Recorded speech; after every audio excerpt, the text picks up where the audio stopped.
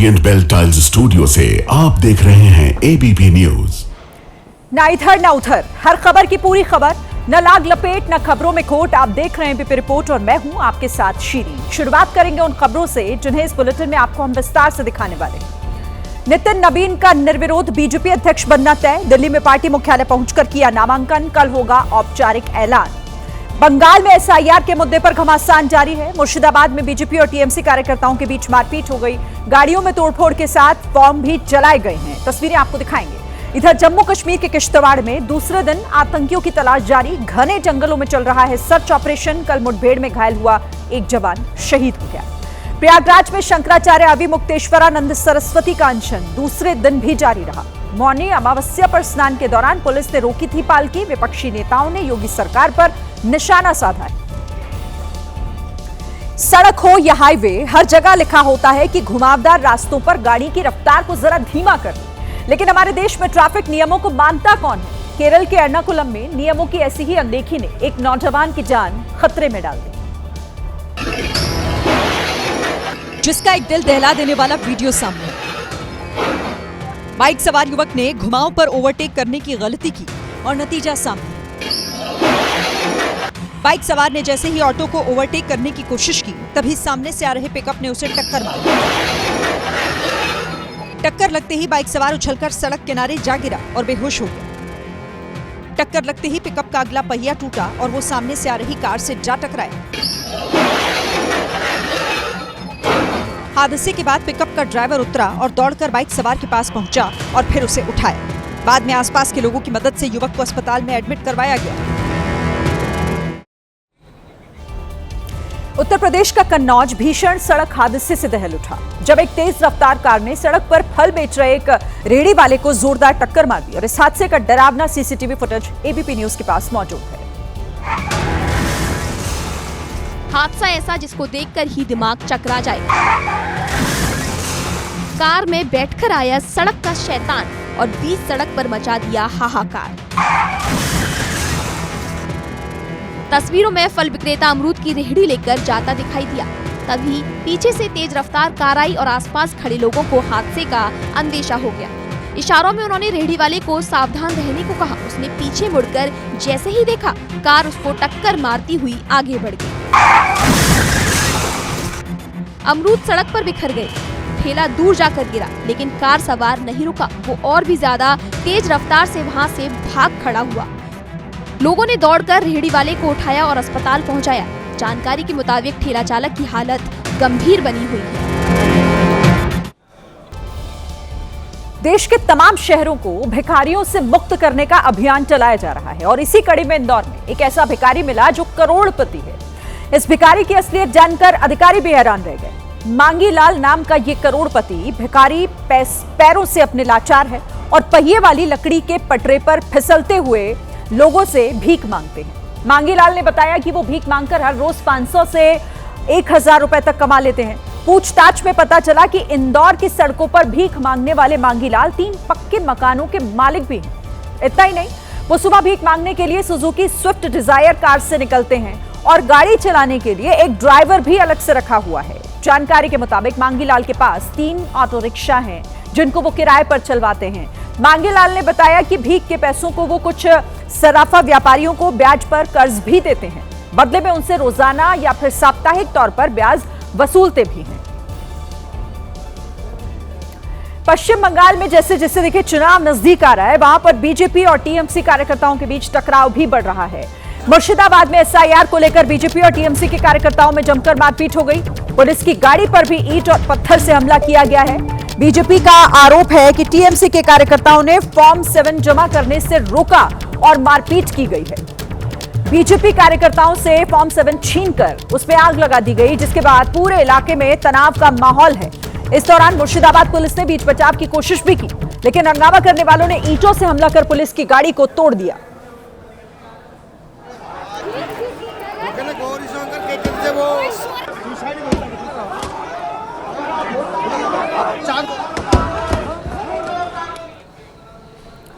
उत्तर प्रदेश के बागपत में कुछ लोग नियमों की अनदेखी कर दिल्ली देहरादून हाईवे पर हुड़दंग करते नजर आए।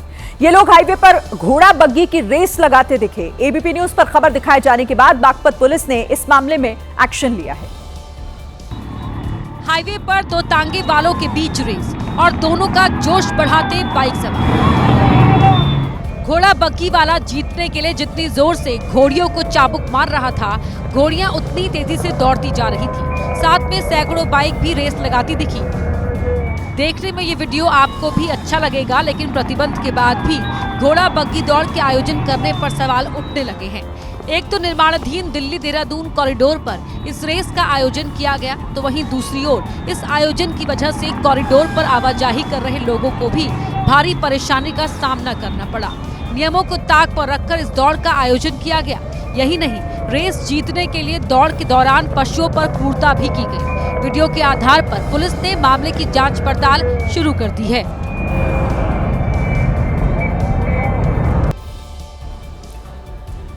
तमाम कोशिशों के बाद भी दिल्ली एनसीआर की हवा में कोई सुधार नहीं हुआ है, बल्कि एक्यूआई की हालत और ज्यादा बदतर हो गई है। रविवार को दिल्ली एनसीआर में हवा की गुणवत्ता सबसे खराब स्थिति में पहुंच गई।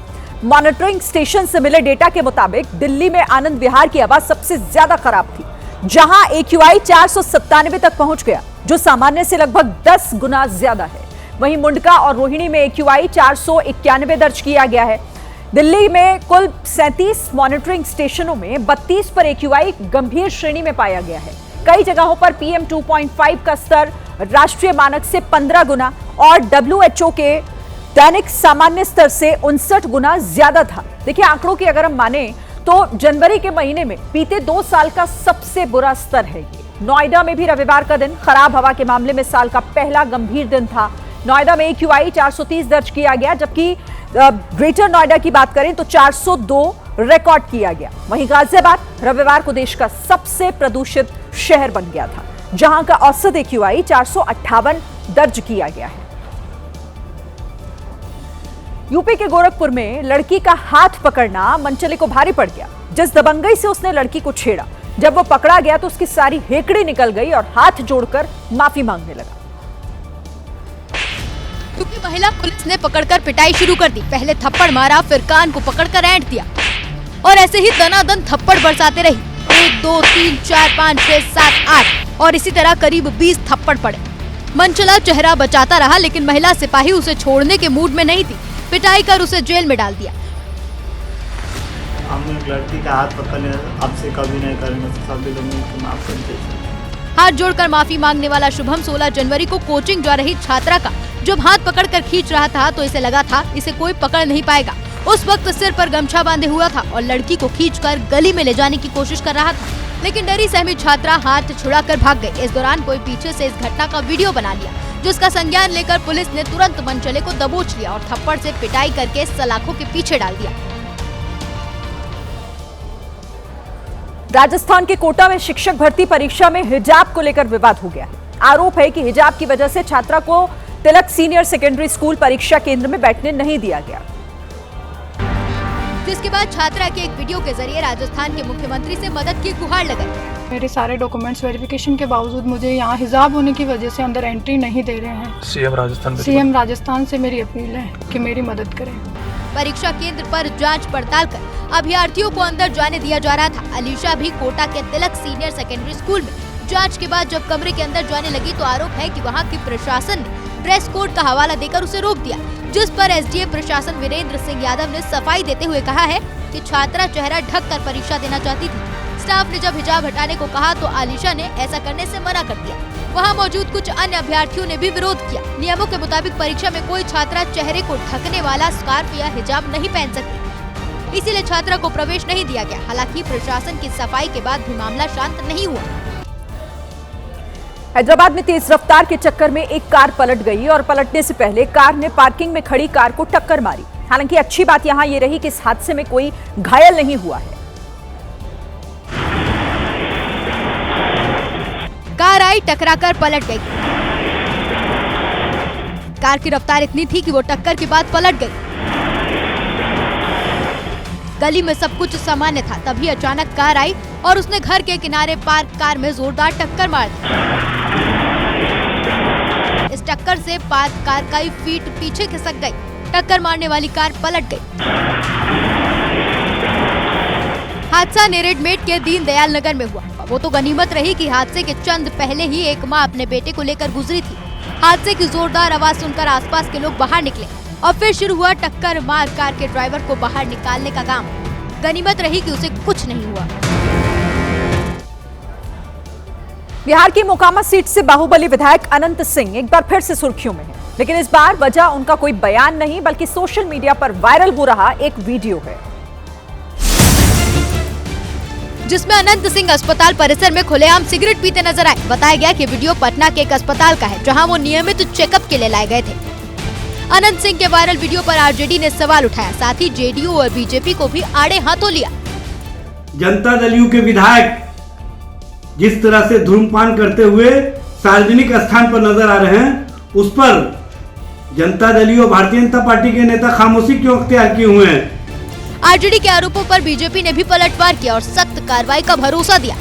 भाजपा का साफ मानना है कि यदि नियमों का उल्लंघन हुआ है तो बिना भेदभाव सख्त कार्रवाई होनी चाहिए। विधानसभा चुनाव के दौरान भी अनंत सिंह काफी सुर्खियों में थे और उनके विधानसभा क्षेत्र में चुनाव के समय हुई हिंसा के बाद ही उन्हें गिरफ्तार किया गया था। अब बात उस खबर की जिसने पूरे देश को झकझोर दिया। खबर ग्रेटर नोएडा से है, जहां एक सॉफ्टवेयर इंजीनियर एक निर्माणाधीन मॉल के पानी से भरे हुए बेसमेंट में गिर गया, लेकिन 2 घंटे बाद भी वहां उसे कोई मदद नहीं मिली, उसे बचाया नहीं जा सका। वो 2 घंटे तक मदद मांगता रहा और फिर उसने दम तोड़ दिया। ये नहीं कि वो जाते ही डूब गया, 2 घंटे उसने टॉर्च दिखाया, सब कुछ किया। ये नहीं कि यहाँ इंसिडेंट होना ही नहीं चाहिए था पहले। लोग सड़कों पर पुलिस प्रशासन और नोएडा अथॉरिटी के खिलाफ लोगों का गुस्सा फूटा, और फूटे भी क्यों ना, क्योंकि जब एक बेटा अपने पिता के सामने तड़प कर मर गया और पुलिस प्रशासन मूक दर्शक बनकर तमाशा देखता रहा। वो लड़का गिर गया, गिरने के बाद वो लड़का 1.5 से 2 घंटा जिंदा रहा है। वो गाड़ी में गिरने के बाद गाड़ी से निकल के शीशा में कर वो गाड़ी के ऊपर बैठा था लड़का। 27 साल के सॉफ्टवेयर इंजीनियर युवराज मेहता की जान सिस्टम की लापरवाही ने ली।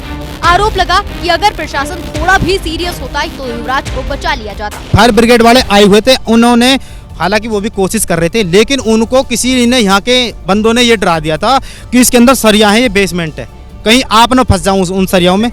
बताया जा रहा है कि इसी डर ने युवराज की जान ली, क्योंकि डर के मारे प्रशासन ने युवराज को बचाने की उतनी कोशिश ही नहीं की जितनी करनी चाहिए थी। देखिए, घटना 16 से 17 जनवरी की रात में हुई। सॉफ्टवेयर इंजीनियर युवराज अपने घर लौट रहे थे, तभी नोएडा सेक्टर 150 के पास घने कोहरे की वजह से उनकी कार अनियंत्रित हुई और एक निर्माणाधीन मॉल के बेसमेंट में गिर गई, जहां पर पानी भरा हुआ था। खबर है कि युवराज ने अपने पिता को फोन किया, उनसे मदद मांगी। करीब 2 घंटे तक युवराज कार की छत पर बैठकर मदद की गुहार लगाता रहा। पुलिस से लेकर फायर ब्रिगेड, एसडीआरएफ और एनडीआरएफ की टीम मौके पर पहुंची, लेकिन युवक को पानी से जिंदा निकाल नहीं पाई। पुलिस भी मौके पर नहीं पहुंची। पुलिस भी मौके पर पहुंच गई, लेकिन कोई भी स्टेप इन नहीं किया। फ्लिपकार्ट का एक लड़का है, उसने कोशिश की कि इसको बचाया जाए। अब देखिए, स्थानीय लोग जो है ये कोशिश कर रहे हैं, तो हमारी जो अथॉरिटी है, हमारी जो पुलिस है, हमारी जो एनडीआरएफ की टीम है, ये क्या कर रही है, आप बताइए आप। युवराज मोबाइल की रोशनी जलाकर जिंदगी और मौत की जंग करीब 2 घंटे तक लड़ा, लेकिन उसके बाद वो खुद को बचा नहीं पाया। मौके पर मौजूद टीम ने करीब 4.5 घंटे के रेस्क्यू अभियान के बाद पानी से युवराज के शव को बाहर निकाला। सॉफ्टवेयर इंजीनियर युवराज की मौत से उनका पूरा परिवार सदमे में है, खासकर युवराज के पिता, जिनकी आंखों के सामने उनका बेटा मदद के लिए चिल्लाता रहा, लेकिन वो कुछ कर नहीं पाए। युवराज के पिता का दावा है कि बिल्डर की लापरवाही और अथॉरिटी की सुस्ती ने उनके बेटे को उनसे छीन लिया। युवराज के पिता राजकुमार मेहता ने बताया कि युवराज ने मुझे फोन कर कहा कि पापा, मैं नाले में गिर गया हूँ, मुझे बचा ले। ये सुनते ही मैं युवराज को खोजने भागा। करीब 40 मिनट तक खोजने के बाद युवराज कार के ऊपर लेटा मिला, लेकिन प्रशासन ने कोई मदद नहीं की और युवराज पानी में समा गया। रिजल्ट कुछ मीनिंगफुल नहीं रहा। वो लोग केवल रस्सी फेंकते थे, रस्सी डेस्टिनेशन पर नहीं जा पा रही थी। युवराज के पिता के आरोपों पर पुलिस का कहना है कि युवराज को बचाने की कोशिश हुई थी, लेकिन कोशिश सफल नहीं हो पाई। इस घटना में सूचना मिलते ही स्थानीय पुलिस द्वारा फायर ब्रिगेड को जोड़कर तत्परता से उसको बचाने के लिए सारे उपक्रम सुनिश्चित किए गए हैं। उस समय 0 विजिबिलिटी थी। पुलिस सख्त एक्शन की बात कह रही है। मामले को लेकर जूनियर इंजीनियर नवीन कुमार को बर्खास्त किया गया है। 2 बिल्डर्स पर केस भी हुआ है, लेकिन अब क्या, जब युवराज नहीं रहा। युवराज की मौत ने नींद में सोए लापरवाह सिस्टम को तो जगा दिया, लेकिन कई सवाल भी पीछे छोड़े, जिनका जवाब आज युवराज के परिवार के साथ साथ हर कोई नोएडा पुलिस, नोएडा अथॉरिटी और रेस्क्यू टीमों से यह जानना चाहता है। सवाल यहां ये है कि युवराज की मौत का दोषी आखिर कौन है? नोएडा अथॉरिटी, पुलिस या फिर एनडीआरएफ और एसडीआरएफ की टीम जो सिर्फ रस्सी फेंककर हीला हवाली करती रही? सवाल नंबर 2 यहां ये कि जब 2 घंटे तक युवराज मदद की गुहार लगा रहा था तो रेस्क्यू टीम उसे बचाने के लिए पानी में क्यों नहीं उतरी? तीसरा सवाल यह कि जहां पर युवराज की कार डूबी वहां पर पहले भी एक ट्रक टकरा चुका था, तो फिर वहां पर डिवाइडर का निर्माण क्यों नहीं कराया गया? सवाल चौथा यह है कि रिहायशी इलाके में 30 से 40 फीट गहरा गड्ढा आखिर क्यों खुला हुआ है, उसे भरा क्यों नहीं गया? बात करेंगे मुंबई की, जहां मेयर को लेकर खींचतान थमी नहीं है। डिप्टी सीएम एकनाथ शिंदे रविवार की शाम उस होटल में पहुंचे जहां उन्होंने पार्टी के चुने हुए पार्षदों को रखा है। चर्चा है कि एकनाथ शिंदे मुंबई में अपने मेयर चाहते थे और पार्षदों के टूटने के डर से उन्होंने सभी को मुंबई के ताज लैंड्स एंड होटल में रुकवाया है। हालांकि शिंदे गुट की तरफ से कहा जा रहा है कि ये सिर्फ एक शिविर है ताकि नव निर्वाचित पार्षदों को काम करने के तौर तरीके समझाए जाए। पार्षदों से मुलाकात के बाद शिंदे ने सिर्फ इतना कहा कि मेयर महायुति का ही होगा। कल्याण, डोंबिवली, उल्हासनगर सगळीकडे महायुतीचाच महापौर होणार, मुंबईत पण महायुतीचा। इस बीच शिंदे गुट के कई बड़े नेता ये इच्छा जता रहे हैं कि मेयर उनकी पार्टी से ही होना चाहिए। एक बड़ी खबर उत्तर प्रदेश के एटा से आ रही है, जहां एक परिवार के 4 लोगों की हत्या कर दी गई। बताया जा रहा है कि बदमाशों ने घर में घुसकर 4 की हत्या की। हत्या के कारणों का अब तक खुलासा नहीं हो पाया है। पुलिस और डॉग स्क्वाड की टीम मौके पर पहुंचकर जांच पड़ताल करने में जुटी है। तो एक ही परिवार के 4 लोगों को बेरहमी से मार दिया गया।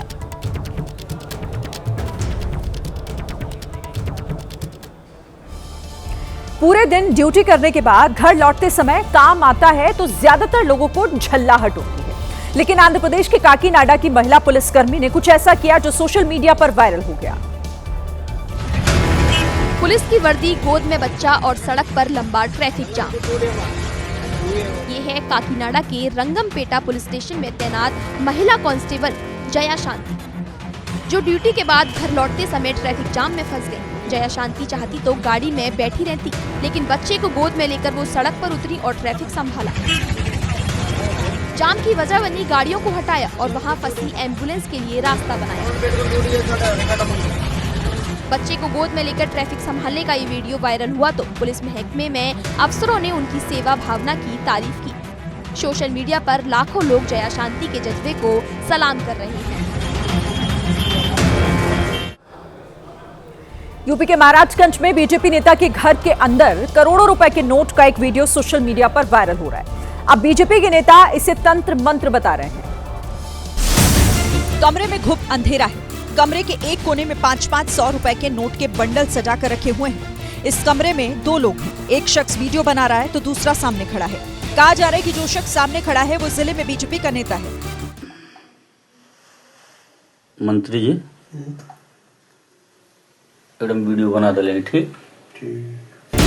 ये बीजेपी नेता प्रॉपर्टी डीलिंग का काम करते हैं। उनके घर के अंदर से वीडियो सामने आने के बाद कांग्रेस हमलावर हो गई।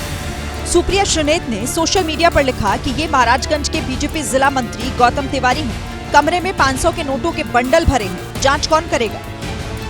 इस बीच बीजेपी नेता ने कहा कि मामला तंत्र मंत्र से जुड़ा है और उन्होंने थाने में मुकदमा दर्ज कराया है। पटना में मेडिकल कॉलेज में दाखिले के लिए होने वाली परीक्षा नीट की तैयारी करने वाली एक छात्रा की मौत का राज गहराता जा रहा है।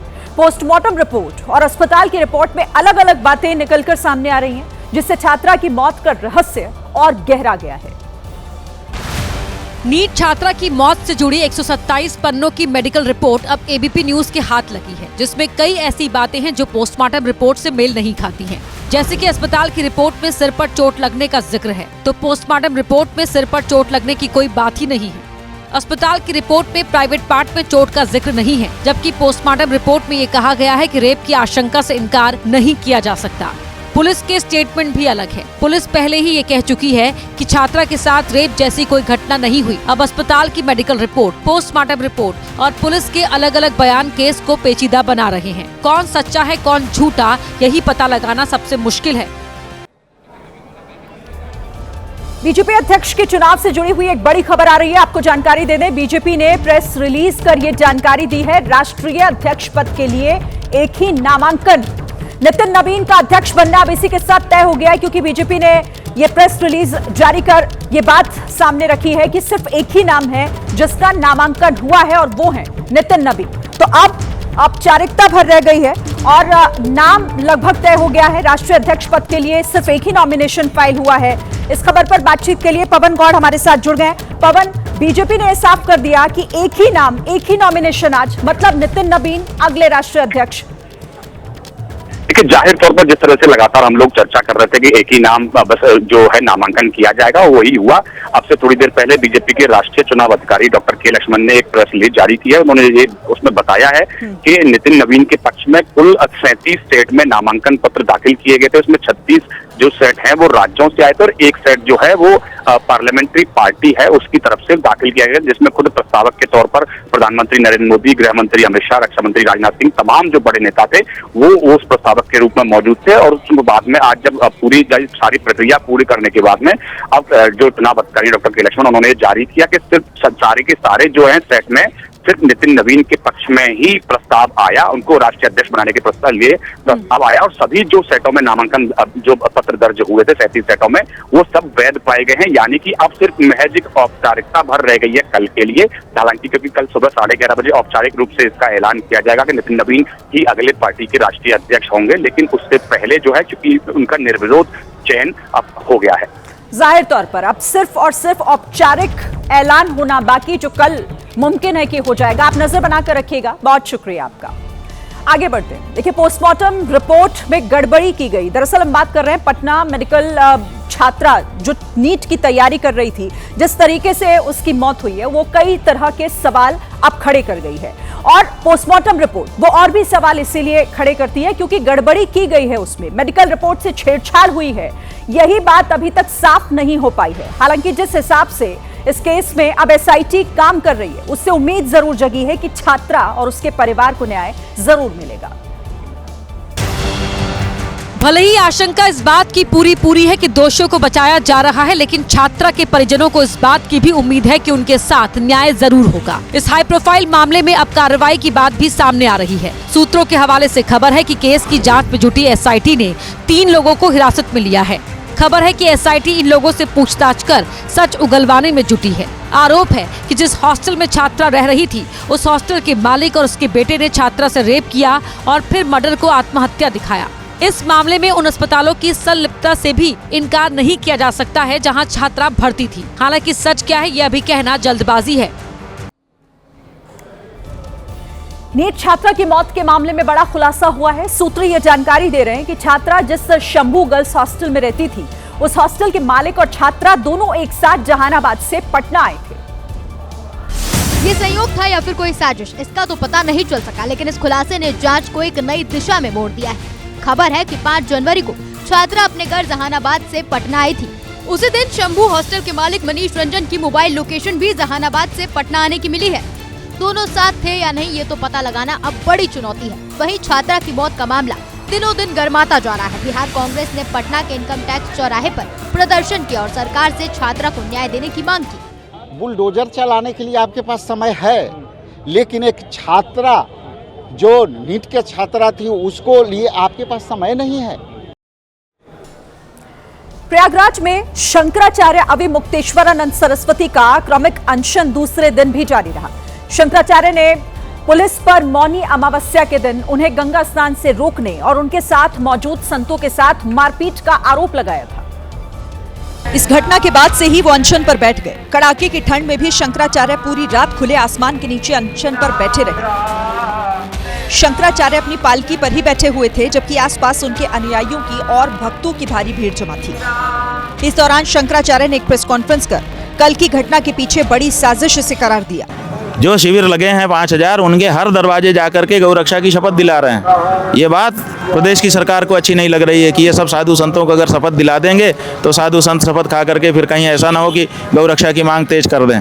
दरअसल एक दिन पहले मौनी अमावस्या पर पालकी और भक्तों के साथ स्नान की अनुमति न दिए जाने को लेकर शंकराचार्य और प्रशासन के बीच विवाद हो गया था, जिसके बाद शंकराचार्य ने पुलिस पर संतों को पीटने का आरोप लगाया और अनशन पर बैठ गए। प्रयागराज के माघ मेले में शंकराचार्य के काफिले के साथ पुलिस का टकराव और शंकराचार्य के अनशन पर बैठने के बाद प्रदेश की सियासत भी गर्मा गई है। विपक्षी नेताओं ने योगी सरकार पर हमला बोला है। समाजवादी पार्टी के अध्यक्ष अखिलेश यादव ने इस घटना की निंदा करते हुए कहा कि साधु संतों के साथ अप्रिय व्यवहार काफी दुखद है। सोशल मीडिया के जरिए उन्होंने बीजेपी पर तंज किया कि बीजेपी सरकार दिव्य भव्य के दावे से पहले सभ्य बने। माननीय मुख्यमंत्री योगी आदित्यनाथ जी के नेतृत्व में उत्तर प्रदेश में पूरी तरीके से सनातन धर्म पे अत्याचार हो रहा है। वहीं शंकराचार्य को गंगा स्नान से रोकने पर कांग्रेस भड़क गई। शाही स्नान करने से शंकराचार्य जी को रोक दिया जाए एक ऐसी सरकार द्वारा जो मोहन भागवत को Z+ सिक्योरिटी देगी। आम आदमी पार्टी के नेता संजय सिंह ने भी योगी सरकार को आड़े हाथों लिया। उन्होंने सोशल मीडिया पर लिखा कि अभी मुक्तेश्वरानंद जी को रोकना और उनके समर्थकों के साथ धक्का मुक्की ये सीधे सीधे सत्ता के अहंकार का प्रदर्शन है। उत्तर प्रदेश के अमरोहा में तेज रफ्तार कार का कहर देखने को मिला, जहां बेकाबू कार ने एक बाइक को जोरदार टक्कर मारी, जिसमें बाइक सवार बेटे की मौत हो गई, जबकि पिता गंभीर रूप से घायल है।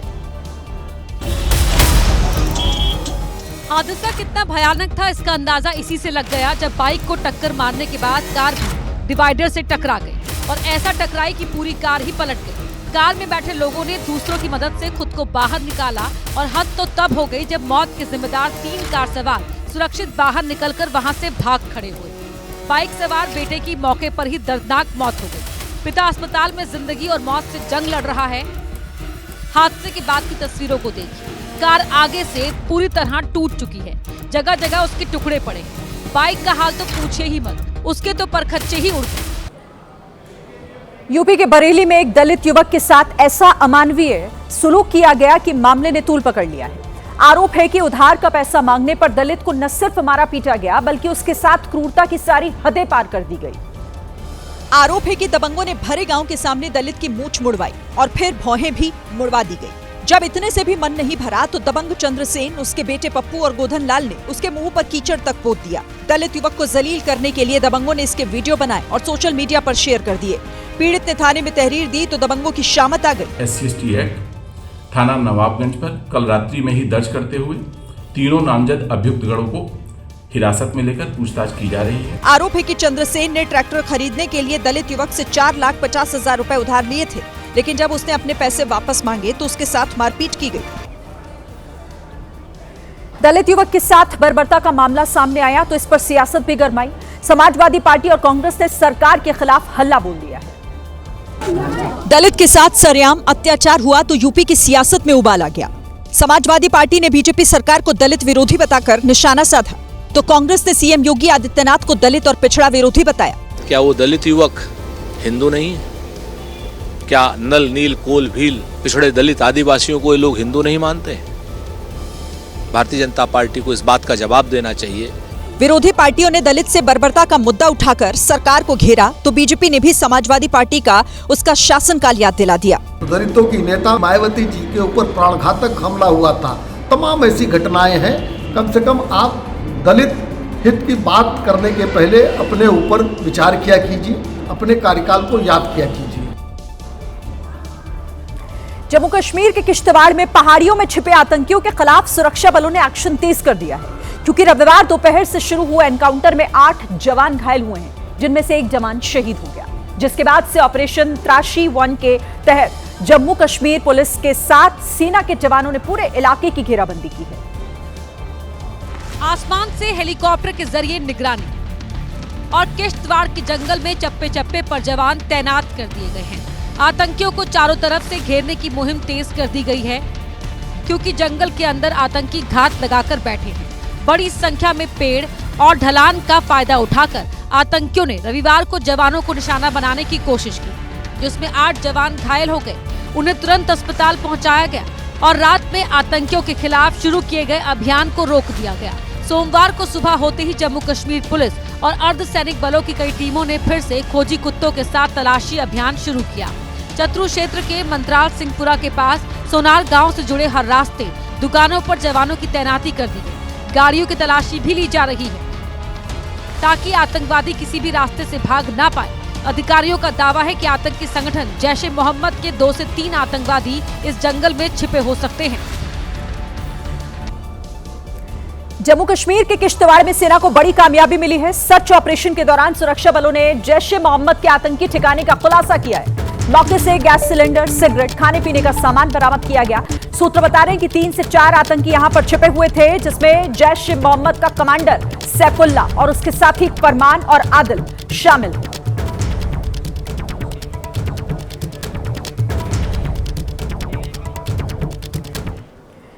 उत्तर प्रदेश के अमरोहा में आवारा कुत्तों का ऐसा आतंक देखने को मिला जिसको देखकर ही रूह कांप जाए, जब गली में एक छोटे से बच्चे पर कुत्तों के झुंड ने अचानक हमला बोल दिया।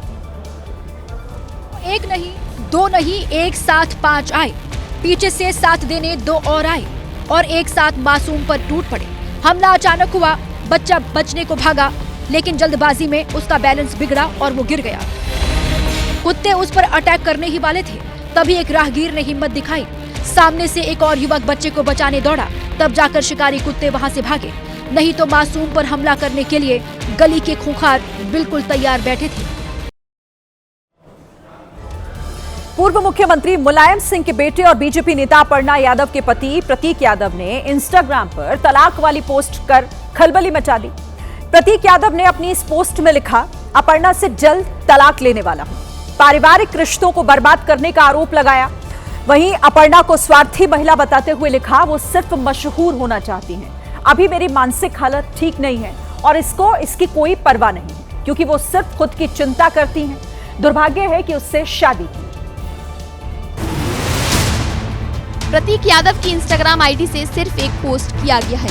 अभी तक उन्होंने मीडिया के सामने आकर कोई बात नहीं कही है, लेकिन अपर्णा पर घर तोड़ने के उनके आरोपों पर कांग्रेस की ओर से प्रतिक्रिया आई। कि भारतीय जनता पार्टी की संगत में बड़े बड़े परिवार नष्ट हो गए। पहले भारतीय जनता पार्टी ने मुलायम सिंह यादव जी के परिवार में विग्रह पैदा कराए, अब अपर्णा यादव और प्रतीक यादव के परिवार में विग्रह पैदा करा रहे। प्रतीक यादव समाजवादी पार्टी के मुखिया अखिलेश यादव के सौतेले भाई हैं। प्रतीक हमेशा एक्टिव पॉलिटिक्स से दूर रियल एस्टेट कारोबार से जुड़े हैं, जबकि अपर्णा भारतीय जनता पार्टी से जुड़ी हुई है। प्रतीक यादव से शादी के बाद अपर्णा यादव ने बीजेपी का दामन थाम लिया था। दोनों मुलायम परिवार से अलग रहते हैं। प्रतीक और अपर्णा की एक बेटी भी है। यूपी की राजधानी लखनऊ में ड्राई फ्रूट बेचने वाले कश्मीरी युवकों से कुछ लोगों ने बदसलूकी की, जिसका वीडियो सोशल मीडिया पर वायरल हो गया। आरोपियों ने ड्राई फ्रूट बेचने वाले कश्मीरी युवकों को अपना सामान उठाकर वहां से चले जाने को कहा। दरअसल कश्मीर के ये युवक शहर की पुरानी जेल रोड पर ड्राई फ्रूट बेचा करते हैं। इसी दौरान कुछ लोग वहां पर पहुंचे और उनसे बदसलूकी की।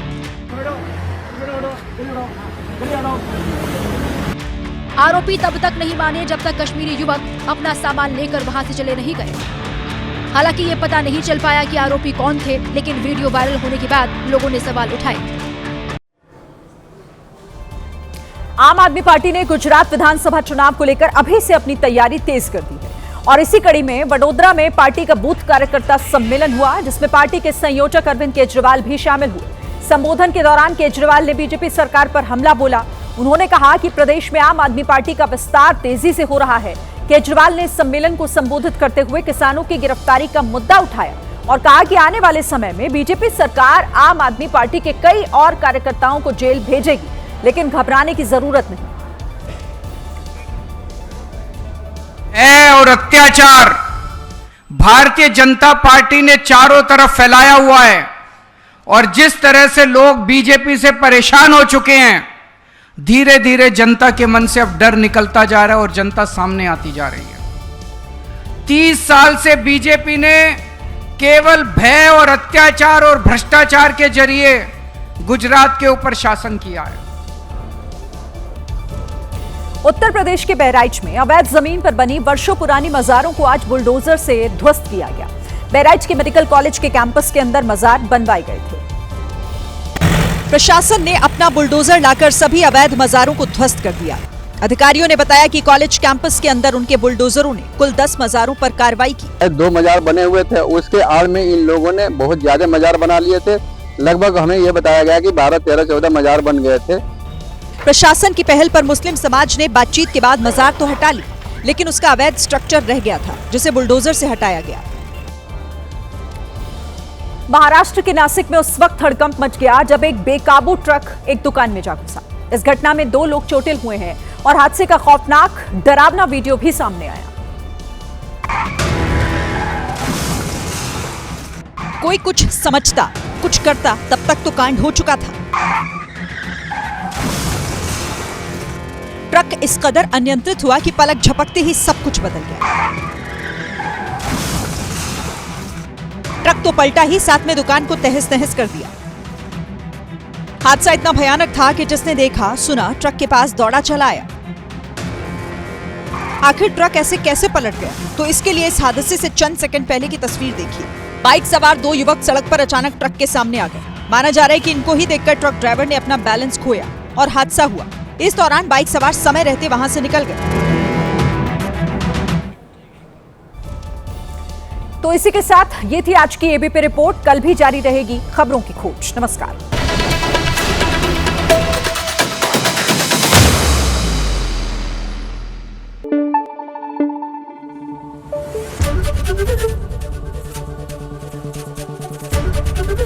एबीपी न्यूज आपको रखे आगे।